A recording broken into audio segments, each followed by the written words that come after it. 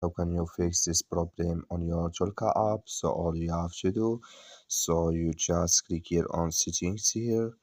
So when you just click here on settings, it's going to take us to this list here. So then all you have to do is going to show for us like this. Then you just go down here, you keep going down, then you click here on apps.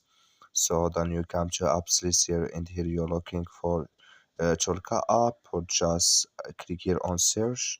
Then here add Cholka app here, it's going to show for you like this. Click on it. So then it's going to take you to next step here. Just click here on force stop. Then you click here on OK.